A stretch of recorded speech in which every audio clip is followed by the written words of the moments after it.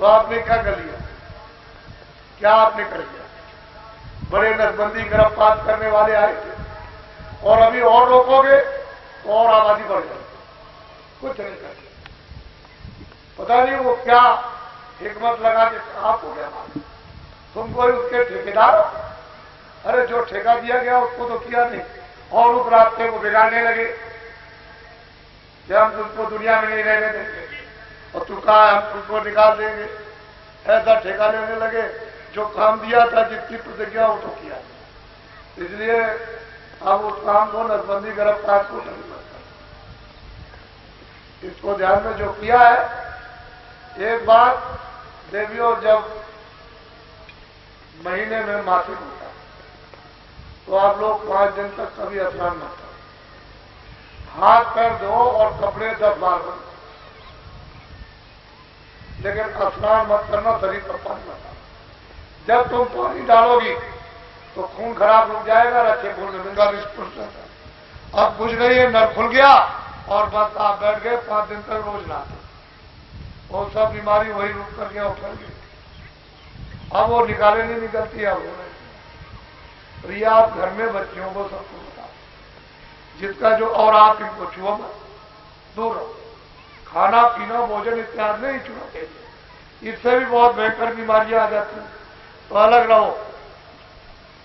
और जब नहा लो उसके बाद में सकते। तो ये महात्मा बताया करते थे, ये महात्मा का काम नहीं था, ये तो पंडित जो आपके घर में वो बताया करते थे, और पंडितों ने बता रखा था माताओं को, वो माताएं घर में बताती तो आपने बच्चों। ऐसी नई सभ्यता और ऐसा नया चरण आया मतलब विचारों का कि ये सब खत्म कर दिया और रोगी हो गए। अब ये बातें कोई बता नहीं सकते जो आपको हम बता दें। ये तो आपकी बात थी, इसको पहले ही बता गया, लेकिन सब रोगी।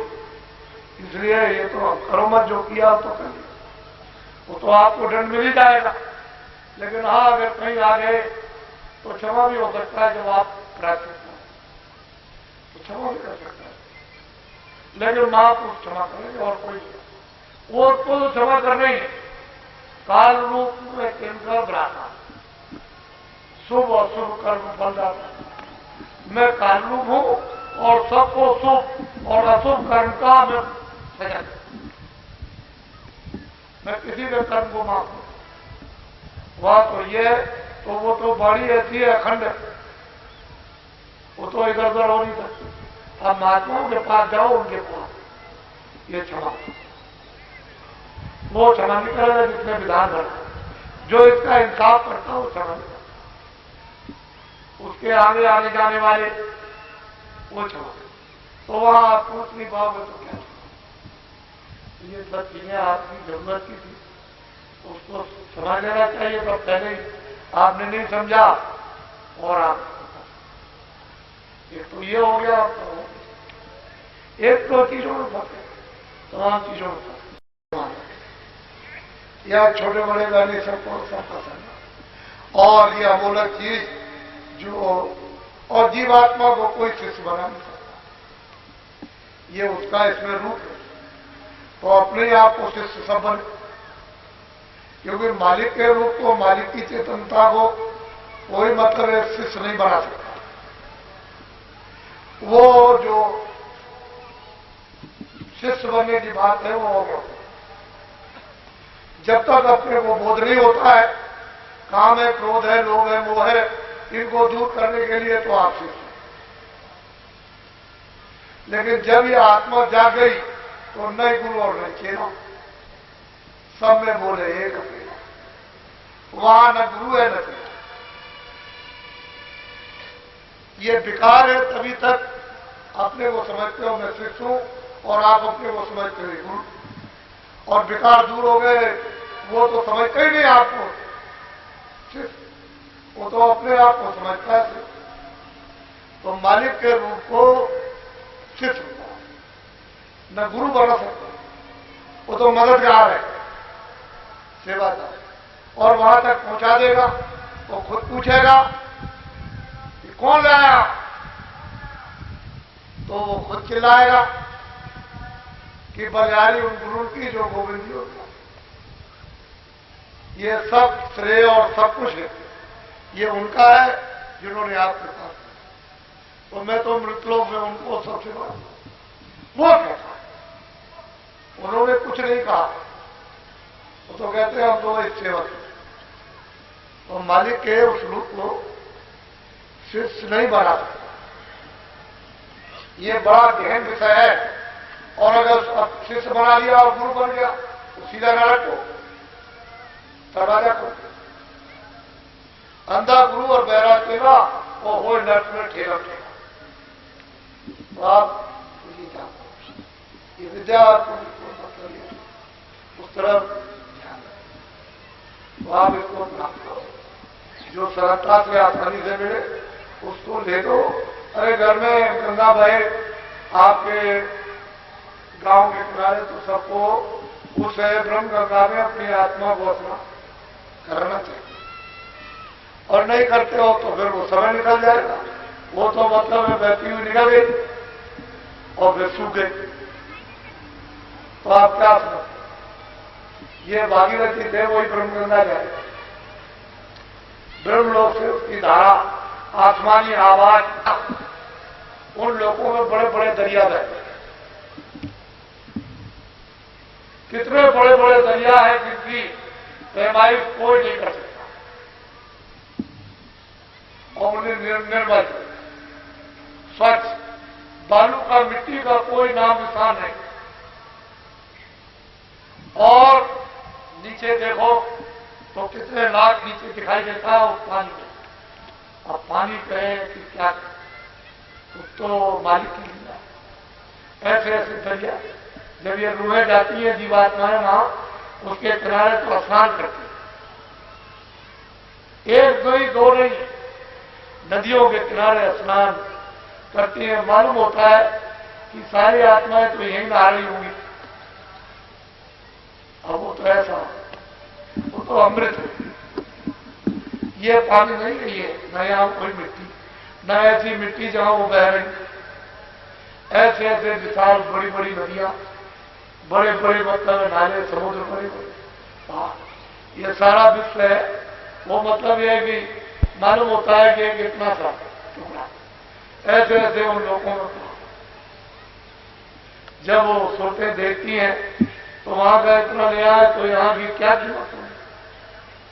ऐसे आपके लिए उसने आराम, आनंद उन लोगों में रचना, ये सब मतलब ये कर रखी है।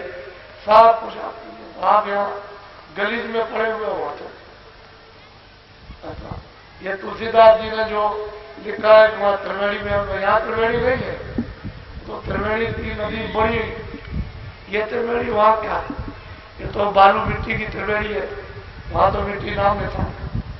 वहां स्नान प्रगट पार प्रभु उर्वासी, ब्रह्म निरिय विरज अविनाशी, काम होकर कारण। कहते हैं सबका सृजनहार तो पड़े, लेकिन रास्ता है। नाम को, आवाज को पकड़ो तो पकड़ के चल चलोगे। उसने पौड़ी बना रखी है, सीढ़ी, तो चल चलो सीढ़ी पर। महापुरुष धीरे से चला लेते, अपने आप तो चल के जा न पाओगे। तो मुसलमान, सिख, ईसाई,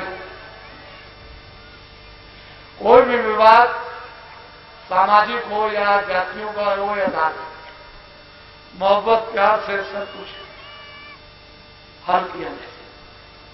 मोहब्बत प्यार में इतनी शक्ति और ताकत है कि किसी के भी दिल दिमाग को जीती। मोहब्बत प्यार में मुसलमान की लड़की हिंदू के साथ, हिंदू की लड़की मुसलमान, और माँ बाप समाज के लोग कुछ नहीं। मोहब्बत प्यार में मकान ले लो, जमीन ले लो। मोहब्बत ही प्यार में, सम्मान में ही लोग दान दे देते, ये सब है। और मोहब्बत और प्यारी में लोग सब ध्यान देते, घर बार छोड़ के। तो मोहब्बत और प्यार बहुत बड़ी चीज है, और वो हम सब लोगों में आप मंदिर ले जाओ, घर ले जाओ, ये ले जाओ, और मोहब्बत प्यार नहीं है, मान सम्मान नहीं, तो मतलब यह है कि कोई चीज एक नहीं दी। तो वहां झगड़ा हो जाएगा, वो कत्लेआम हो जाएगा। तो अपने लोगों को इस धर्मनिरपेक्ष और प्रजातंत्र में कत्लेआम से करता है।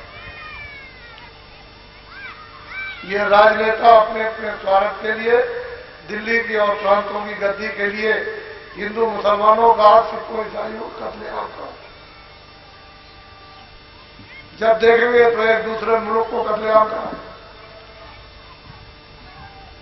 अपने लाभ के लिए करोड़ों मर जाए।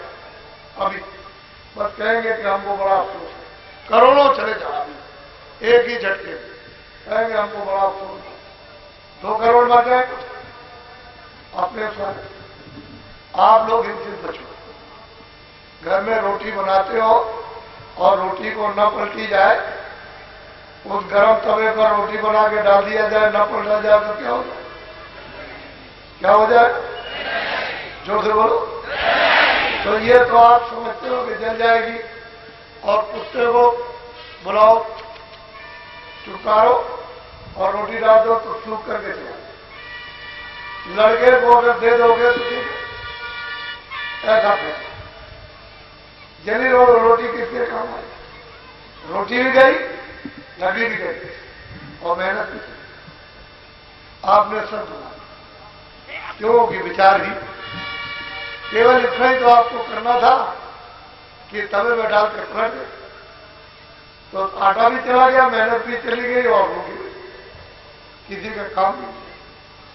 तो फिर पलट दो और तुरंत फिर पलट, और फिर पलट के उठा के चिमटे से जरा सा आग पर गर्म, उसकी गर्मी से पक जाएगी और उसमें मिठास आ जाएगी और सब लोग उसको खाएंगे। बहुत दारू और शराब का नशा, ऐसा नशा देश में है, जितनी भी छोटी और बड़ी से बड़ी बुराइयां, ये सब इस दारू के नशे से आती। अगर एक नशे का देश में त्याग हो तो 90% बुराइयों का विसर्जन हो जाए। और करके देख लीजिए आप, बाकी जो 10% रह जाए वो तो अपने चरित्र ठीक कर लो तो ठीक। तो आप जो कमजोरी जाहिर करते हुए जाए, इससे आमदनी होती है, तो बुराई से आमदनी करके और फिर इनकी बढ़ाई कर सकोगे। ये तो जब आप चोरी और डकैती का धन इन पर खर्च करोगे तो इनका भी हाथ निकला जाए, वो भी हाथ से निकल जाए। तो ऐसा मत सोचो। बोलो जय गुरुदेव, जय गुरुदेव। नाम किसका? जय गुरुदेव। नाम किसका?